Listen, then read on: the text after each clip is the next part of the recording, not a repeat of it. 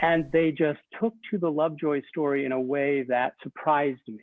And I knew about Lovejoy a little bit. I wasn't an expert on him at all, but it made me wonder what was so universal about the story that I wanted to dig into more. And I started to do that. And well, it led me to writing a book about the guy.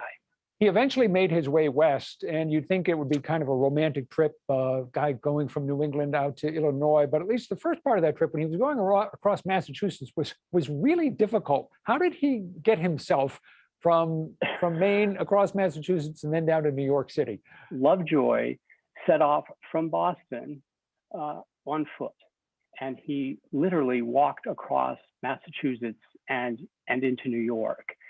It was a pretty grueling trip. He was low on money, oftentimes low on food. He had to hawk a watch to, pay for his lodging. It was quite an adventure, but it wasn't as unusual as it might seem to take such a trek. And he ended up making his way eventually all the way to the Midwest, which we call the Midwest. At that time, it was really the far west, the frontier, St. Louis. He made his way to Illinois and started putting out a newspaper. And in the newspaper, he expressed strongly anti-slavery views.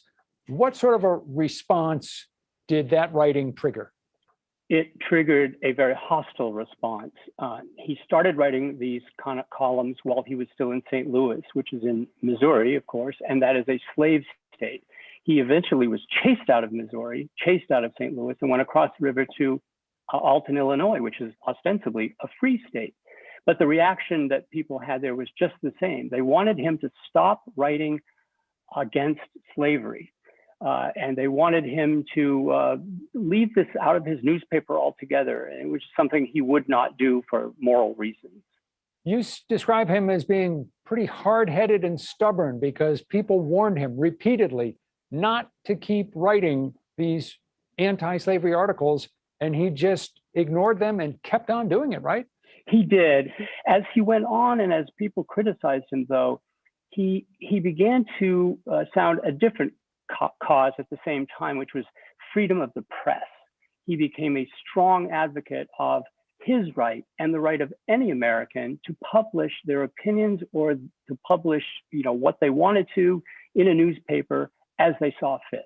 He was killed when a pro-slavery mob stormed his newspaper building, and this turned him into a martyr. He was the first American journalist who was ever killed for what he had done through his work, right?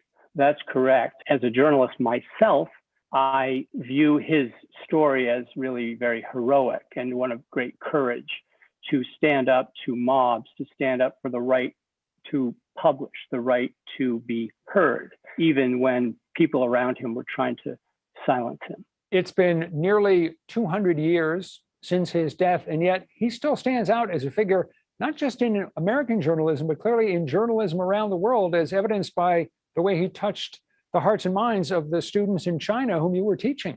Yeah, I wish, and I'm part of my goal here is that Lovejoy becomes better known even. And I want his story in this book, first of all, to remind Americans of the sacrifices that have been made to advance the freedoms that many of us take for granted.